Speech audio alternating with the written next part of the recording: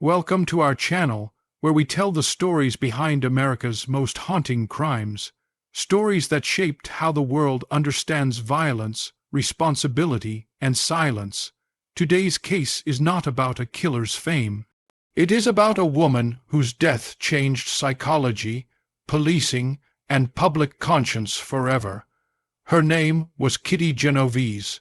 In the early hours of March 13, 1964, Kitty Genovese returned to her apartment building in Queens, New York. She had just finished a late shift at work and parked her car a short distance from home. It was a quiet neighborhood. Lights were off. Streets were mostly empty. Nothing about the night suggested danger. As Kitty walked toward her building, she was suddenly attacked. She screamed for help. Her cries echoed between apartment windows. According to early reports, lights flicked on, curtains moved, someone shouted for the attacker to leave. And for a brief moment, it seemed the danger had passed, but it didn't. The attacker returned. Kitty was stabbed again. She tried to crawl toward the entrance of her building. She cried out once more, calling for help. This time, her voice was weaker. The street grew quiet again. By the time police arrived, Kitty Genovese was dead. What shocked the nation was not only the brutality of the crime, but what came next. Newspaper headlines claimed that dozens of people heard her screams and did nothing. 38 witnesses. No one intervened. No one called police. America was stunned. The story became a symbol of urban apathy. Psychologists coined a term now taught in textbooks around the world: the bystander effect. The idea that when many people witness an emergency, individuals feel less personal responsibility to act. Kitty Genovese became the face of that theory. But as years passed, cracks began to appear in the original narrative. Later investigations revealed that the story was far more complicated than first reported.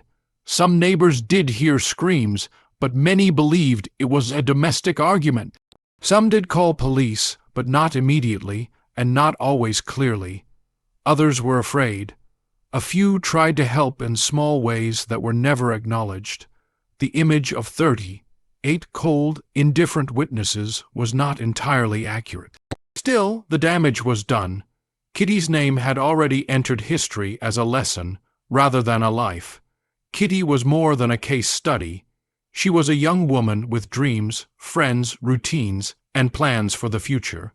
She loved music, had close relationships, and was building a life in New York City. Her humanity was lost beneath headlines and theories. Her death forced changes. Emergency response systems improved. Public awareness campaigns encouraged people to act, to call for help, to break the silence. Police procedures evolved. Psychology advanced. All because one woman's death made society look in the mirror.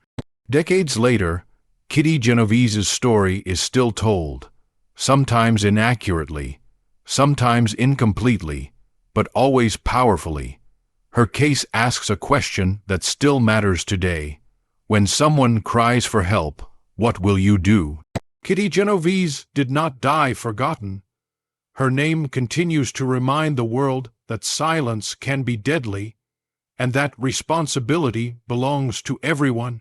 If you found this story important, make sure to stay with us for more true crime cases that focus on the victims, the facts, and the lessons history leaves behind.